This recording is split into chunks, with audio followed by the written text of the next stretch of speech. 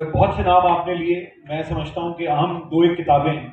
کہنا مجھے کچھ اور تھا لیکن چونکہ آپ نے سوال یہ پوچھا تو ایک دو تین نام میں اس میں اضافہ کر دیتا ہوں اور پھر ان کی کتاب پر آتا ہوں. مختصراً مجھے اندازہ ہے کہ وقت کافی ہو گیا، لیکن ایک چندہ مصر بہت اہم کتاب ہے اور مولوی عبدالحق کی، اور اس کے بعد بیاد صحبت نازک خیالاں ڈاکٹر آفتاب احمد کی، وہ بھی بہت اہم. محمد طفیل صاحب بھی محمد طفیل صاحب عام نام ہے. اس کے بعد ڈاکٹر اسلم فروخ کی مرحوم، ان کے خاکے اور بے شمار نام ہیں. اور جن لوگوں کو خاکہ نگاری سے دلچسپی ہے ان کے لیے مبین مرزا اس ہال میں تو موجود نہیں ہے لیکن میرا خیال ہے اس کانفرنس میں موجود ہیں. وہ جو مکالمہ ایڈٹ کرتے ہیں اس کا ایک خاکہ نمبر ہے غالباً، جو اگر مجھے صحیح یاد پڑتا ہے، افضال بھائی کو یاد ہوگا، تو وہ اس میں بہت اہم خاکے ہیں اردو میں لکھے گئے. اور یہ پوری ایک مستحکم صنف ہے.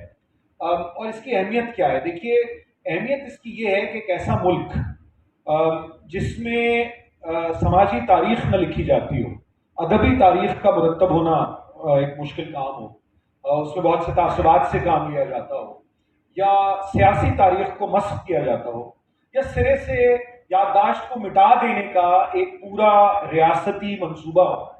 اس میں اس طرح کی کتابیں جو یہ ذاتی نوعیت کے مضامین بھی ہیں، یہ یادداشتیں بھی ہیں جو خاکوں کی صورت میں اظہر نوید سید صاحب نے جسے لکھا ہے، وہ بہت اہم ہو جاتی ہے.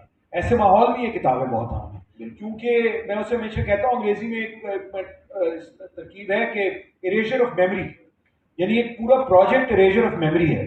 اس میں آپ کسی قسم کی ایک ہم سب کے علم میں ہے تفصیل میں جائے بغیر کہ کس طرح سے اس ملک میں ہوتا ہے. پھر پاکستان میں اور اردو میں جو سوشل ہسٹری کا لکھا جانا ہے، یعنی سماجی تاریخ کا مرتب کیا جانا، وہ ایک بہت بڑا خلا ہے اور اس میں یہ کتاب اس خلا کو پر کرنے میں ایک بنیادی کردار ادا کرتی ہے. اس کا عنوان ہے، اگر کتاب کے بارے میں دو ایک باتیں، پھرتا ہے فلک برسوں. اچھا، وہ شعر ہم سب کو یاد ہے کہ مت سیل ہمیں جانو، پھرتا ہے فلک برسوں، تب خاک کے پردے سے انسان نکلتے ہیں. یہ 15 خاکے ہیں اور یہ 15 کے 15 خاکے 15 انسانوں کے بارے میں ہیں اور انہیں انسان ہی کے طور پر بیان کیا گیا ہے. نہ وہ فرشتے ہیں نہ وہ شیطان. اور یہ بہت اہم کام اس طرح سے ہو جاتا ہے کہ ہمارے ہاں بت تراشی کا اور بت شکنی یہ دونوں ساتھ ساتھ چلتی ہیں، اور توازن کا قائم رکھنا کسی شخصیت کو بیان کرنے میں. پھر ایک اور اس میں اہم بات یہ کہ میرے لیے تو یہ ان پٹ ڈاؤنیبل تھی کتاب، اس لیے کہ میں ان 15 کے 15 لوگوں سے واقف ہوں.